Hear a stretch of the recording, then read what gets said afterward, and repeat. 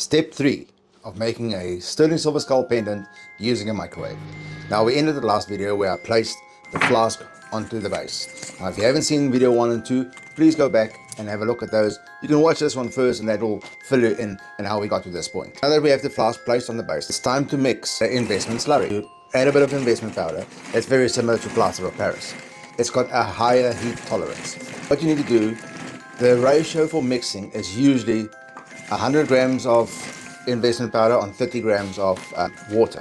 But I usually just eyeball it because what you want to have in the end is a consistency of pancake batter. Now if you don't know what pancake batter's consistency should look like, then use the 100 grams to 30 grams ratio. You've added the water to the investment powder, you want to stir it thoroughly. Right, you stir, stir, stir, get rid of all the clumps, all the dry spots, and make sure that it's all a smooth slurry. Then we'll take that slurry, place it into the vacuum chamber, turn on the vacuum machine, and we extract all the air from the investment mixture. And you leave it in the vacuum chamber for about 1 minute to 1.5 minutes to make sure that all the air gets extracted out of the investment slurry. And once you're happy with that, then take that investment slurry and pour it into the flask like you would pour a beer. Filling in from the side, tapering up, because that kind of already fills up all the cavities inside your resin piece. That'll eliminate air pockets inside the, well, majority of air pockets inside your flask. Once you fill up the flask and you overfill it ever so slightly,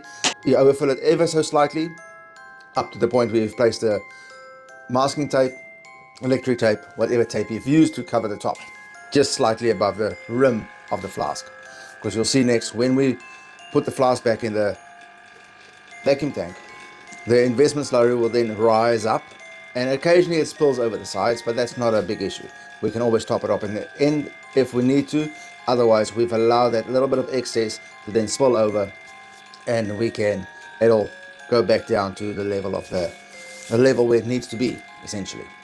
So now that we have extracted all the air from this flask, and you're happy with the level it's at, it's time to let it rest. I usually let the flask sit for about 1 hour, 2 hours, even 3 hours, because the drier it is, the better your cast will be, in theory.